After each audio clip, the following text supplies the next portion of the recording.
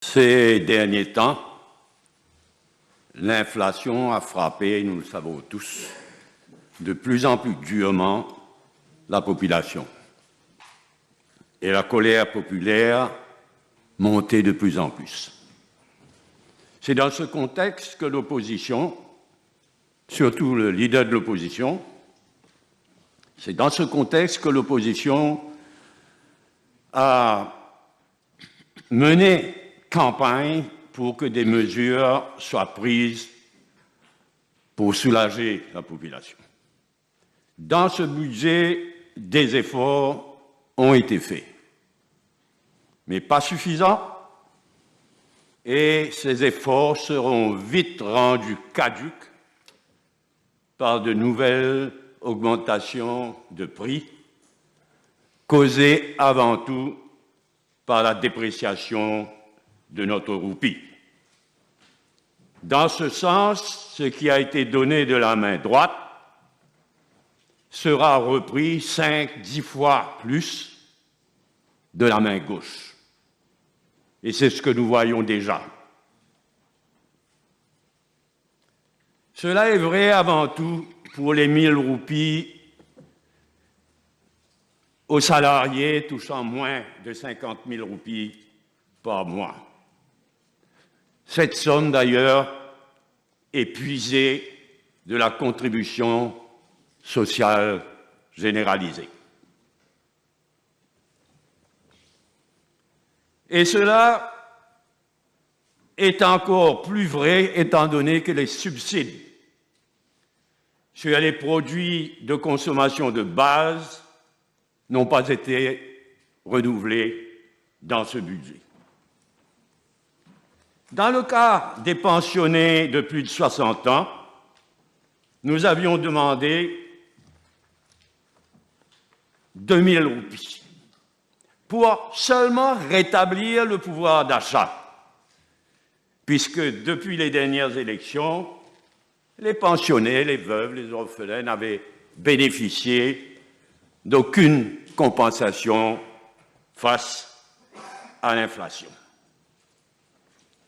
Par contre, il est bon que le Disability Allowance soit enfin introduit pour les Mauriciennes et Mauriciens trouvés de 40 à 60% incapacité.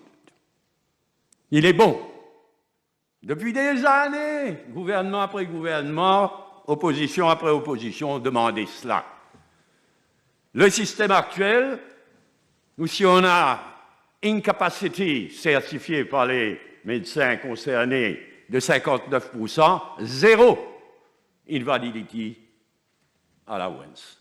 Il est bon que dorénavant, celles et ceux incapacités de plus de 40% bénéficient d'un disability allowance. Mais c'est toujours injuste.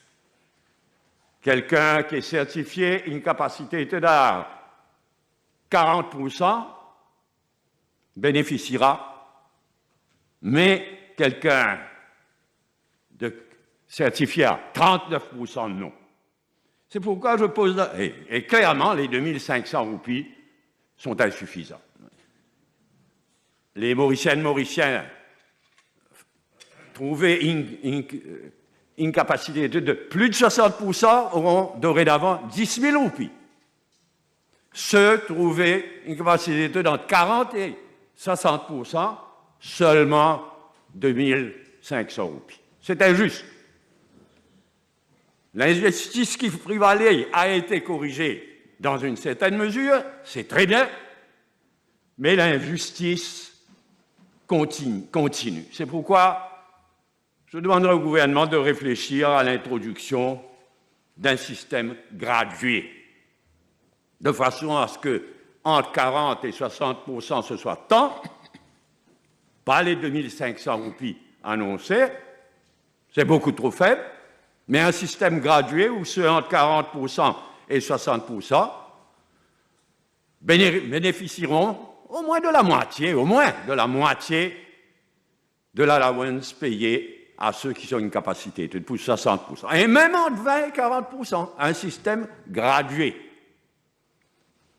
Je n'aime pas prétendre expert dans tous les domaines. Je souhaite donc que le gouvernement se penche sur ce qui se fait ailleurs, dans d'autres pays. Je suis sûr que dans la plupart des pays modernes, il y a un tel système gradué.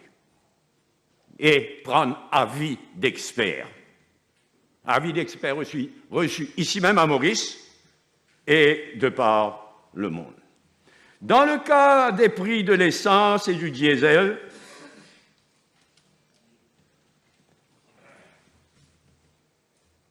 c'est sous pression que nous avons réclamé une baisse des prix de l'essence et du diesel. Maurice est un des pays où l'essence et le diesel sont le plus taxés au monde.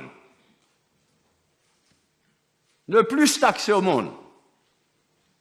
Il n'est pas trop tard pour corriger cela et pour baisser les prix de l'essence et du diesel. Dans le cas des tarifs de la CEV, c'est maintenant, le discours du budget l'annonce, c'est maintenant que le Electricity Act de 2005 et le CEB Board Amendment Act de 2020 sont enfin proclamés. C'est clair que c'est là un cas de « pas moi ça, lis ça ». Pas gouvernement ça, Utility Regulatory Authority ça.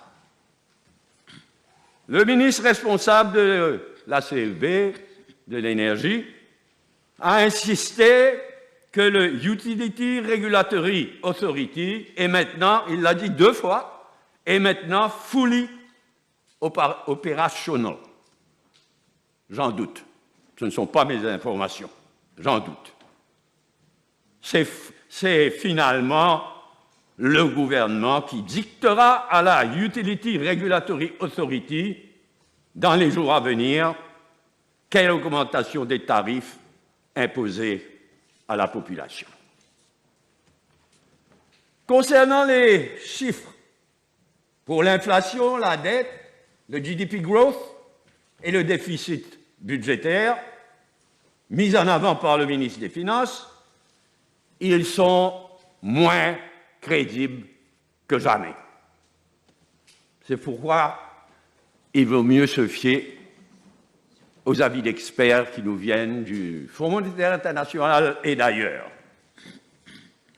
Pour l'inflation, dans le cas de l'inflation, le Fonds monétaire international prévoit pour 2022 une inflation de 11,5%. Je suis d'accord avec le leader de l'opposition que ce sera plutôt 15%. Pour la dette,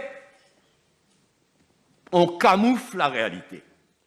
Pour la dette publique, la dette du pays, la vérité est qu'elle augmente d'année en année, contrairement à l'impression donnée.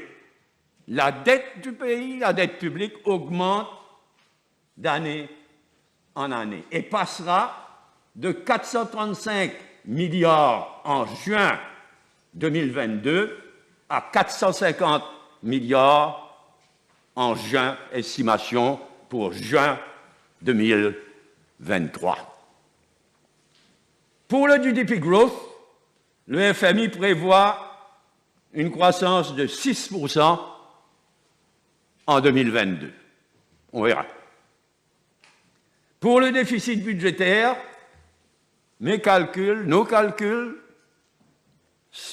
sont que le déficit budgétaire sera de plus de 7% en prenant en considération les special funds.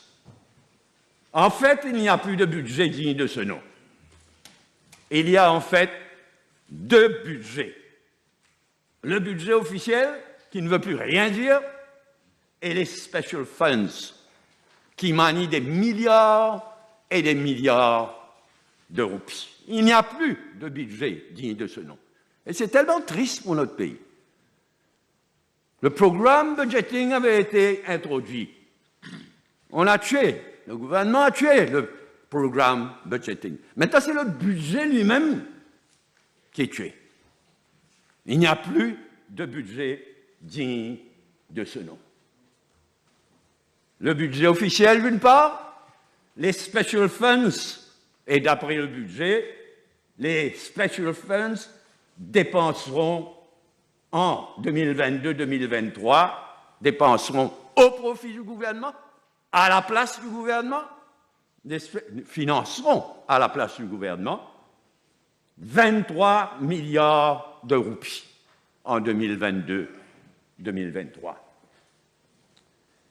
Mais, il faut le répéter, il n'y a pas d'argent magique. Il n'y a pas de ministre magicien. Le gouvernement a financé ses dépenses ces dernières années,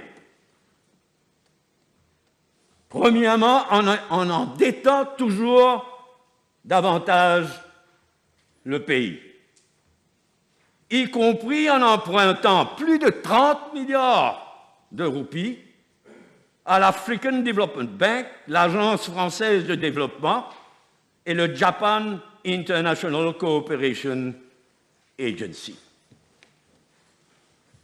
Ensuite, en épuisant plutôt les milliards de réserves qu'avaient accumulées au fil des années la CEB, la STC, la MPA, le gouvernement a littéralement pillé, éreinté les fonds de réserve. Et on en paye le prix, déjà, maintenant. D'abord, on a endetté de plus en plus le pays, y compris vis-à-vis de l'étranger. Deuxièmement, on a pillé les réserves, tout ce qu'on a pu trouver. Et enfin, et surtout, en pillant la Banque de Maurice. En décembre 2019, le gouvernement a puisé 18 milliards de roupies dans les caisses de la Banque de Maurice. En 2020-2021, 60 milliards ont été pris de la Banque de Maurice et mis directement dans le budget. 18 milliards, 60 milliards, il fallait faire mieux. 80 milliards de roupies ont été récemment donnés à la MIC, la Mauritius Investment Corporation, filiale de la Banque de Maurice, mais 80 milliards de roupies donnés par cette même Banque de Maurice. En tout, 158 milliards de roupies, au moins 158 milliards de roupies sont sortis des caisses de la Banque de Maurice au profit du gouvernement depuis 2020. Avec pour résultat, pour empêcher un crash, une faillite éventuelle de la Banque de Maurice, avec pour résultat que la Banque de Maurice a dû déprécier dramatiquement la roupie mauricienne de plus de 25% depuis 2019. Plus! Et ça continue. Il y a eu, ces derniers 2 mois, une dépréciation de plus de 2% ces 2 derniers mois. Ça continue. Et on sait que cette dépréciation continue de la roupie, c'est elle qui a provoqué avant tout l'inflation qui ravage le pays. Le FMI et Moody's ont condamné tout cela et dénoncé ce qu'est devenu la Banque de Maurice, devenu un département pur et simple du ministère des Finances. Et c'est pourquoi, malheureusement, un nouveau downgrading par Moody's nous menace.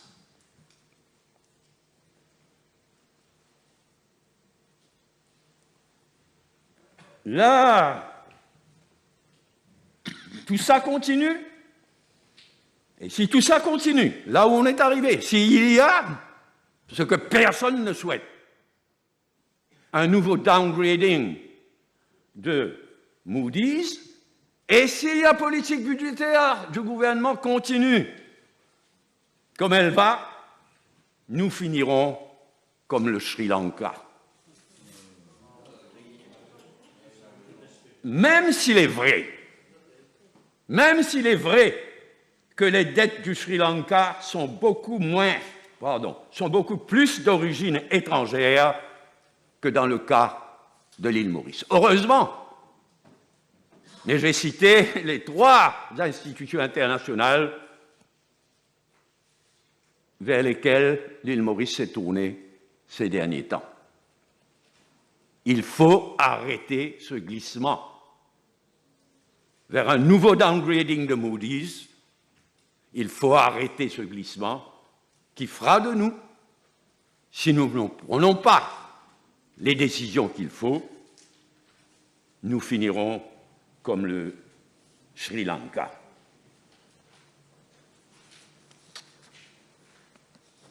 Si vous le voulez bien, je vais parler maintenant d'un sujet qui me tient beaucoup à cœur, très important, et qui m'inquiète beaucoup, c'est la production d'électricité dans les années à venir à Maurice. Je serai un petit peu long.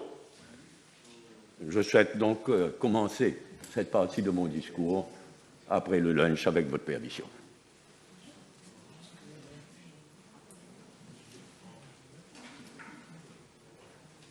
Ça, l'idée. Oui, allez-y. Je n'ai même pas écouté. J'ai dit que je vais commencer et je vais parler assez longuement sur un sujet qui m'inquiète particulièrement, c'est la production d'électricité à Maurice. J'ai donc souhaité que nous break for lunch et que je commence cette partie de mon discours après le lunch. Mais comme vous voulez, si vous le souhaitez.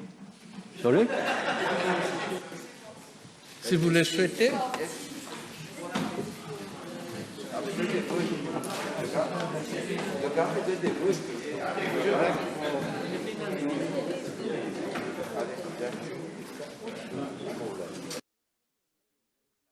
Je parlerai maintenant un peu longuement sur un sujet qui me tient particulièrement à cœur et qui m'inquiète beaucoup, la fourniture d'électricité à Maurice. De mon point de vue, il s'agit là d'une des bombes à retardement qui menacent le pays et où nous n'avons pas droit à l'erreur. La récente crise CEB Terra-Gen a confirmé que la marge de sécurité entre notre production nationale d'électricité et nos besoins en électricité est menacée, déjà. Dans le budget, le gouvernement dit que nous devons actuellement produire 661 mégawatts pour satisfaire les besoins du pays en électricité à n'importe quel moment. Et que nous aurons à produire 1196 mégawatts d'ici 2030. L'affaire Terra-Gen a montré que nous sommes déjà sur la corde raide.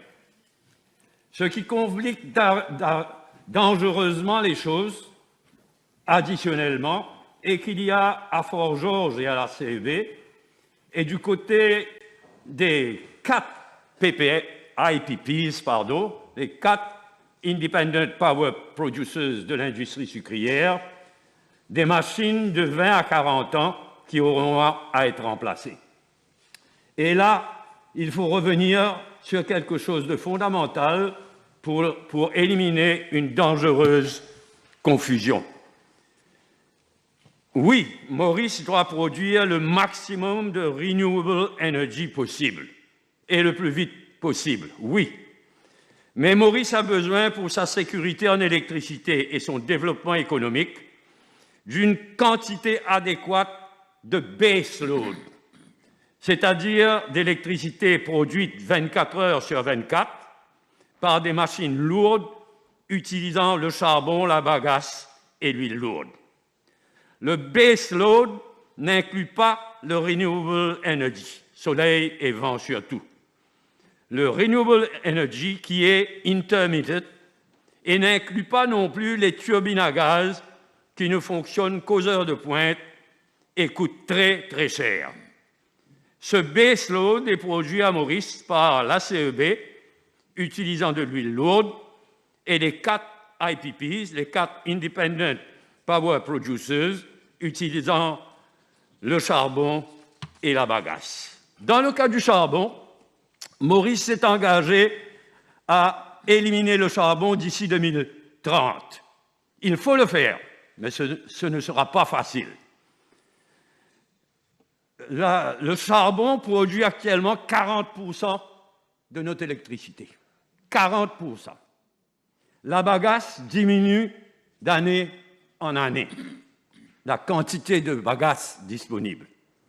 Le biomass framework se fait toujours attendre.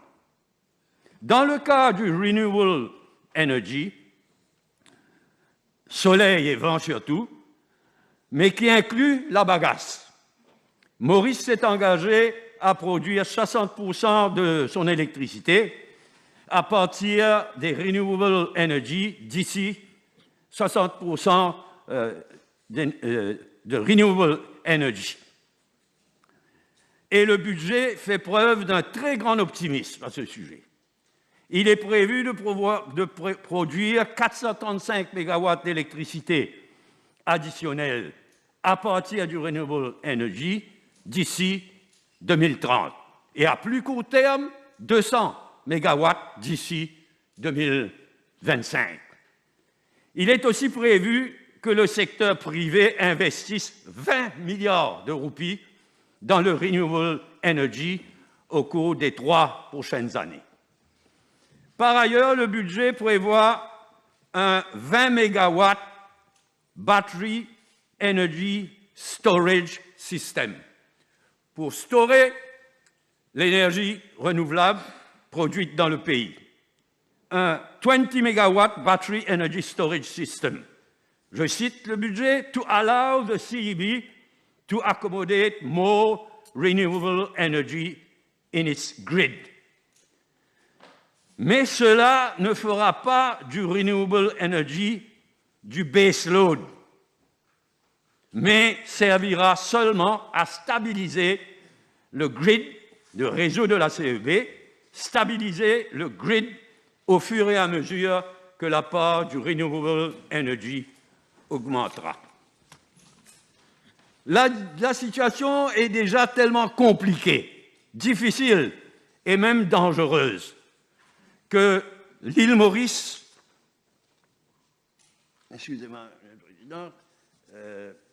que l'île Maurice devrait revoir toute la question d'une centrale LNG, Liquefied Natural Gas. L'île Maurice devrait revoir toute la question d'une centrale LNG.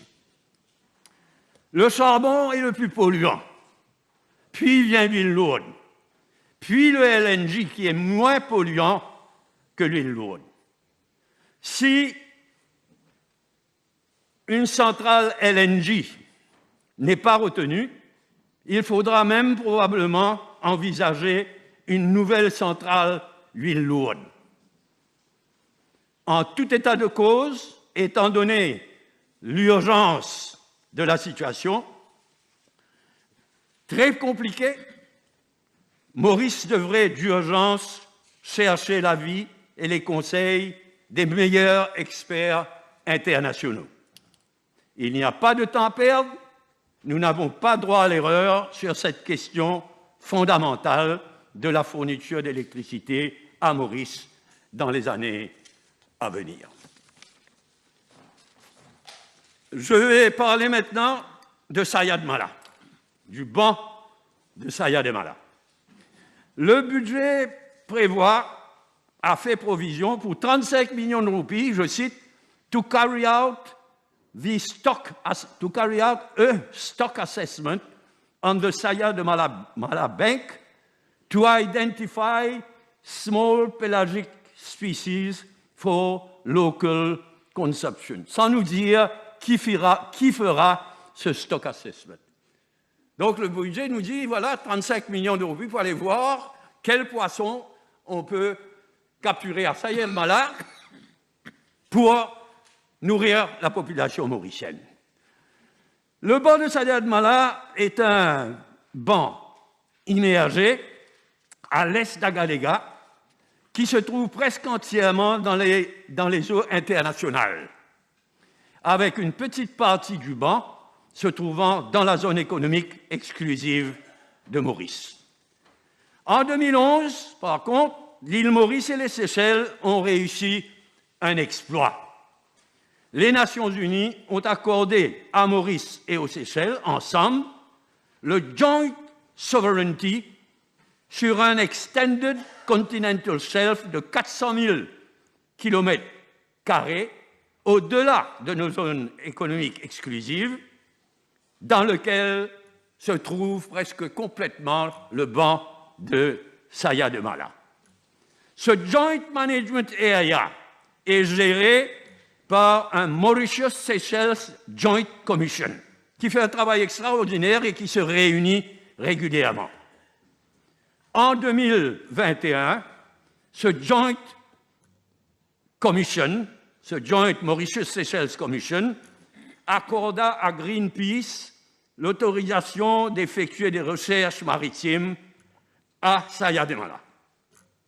Greenpeace écrit dans son rapport que Saya de Mala, je cite, « is the largest seagrass meadow in the world », c'est-à-dire le champ d'herbes marines, « the largest seagrass meadow in the world and one of the biggest carbon sinks in the high seas ». C'est-à-dire, ce qu'ils ont constaté, c'est que ces herbes, ces arpents et arpents d'herbes maritimes permettent d'absorber une quantité très grande de carbone.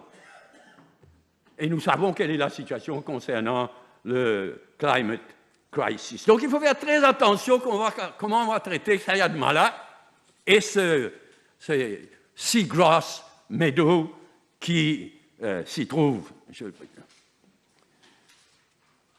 Greenpeace ayant écrit ça, et le ministre concerné, répondant à une question parlementaire de l'honorable Johanna Béranger le 6 avril 1921, par écrit, le ministre de la Pêche révéla que, je le cite, que le First 100% Mauritian Oceanographic Expedition aimed at studying the Saya de Mala Bank avait été agréé par le Mauritius Seychelles Joint Commission. Et le ministre précisait dans sa réponse que cette expédition examinerait la possibilité de la création d'un Marine Protected Area à Saya de Mala. Extrêmement ambitieux et très important.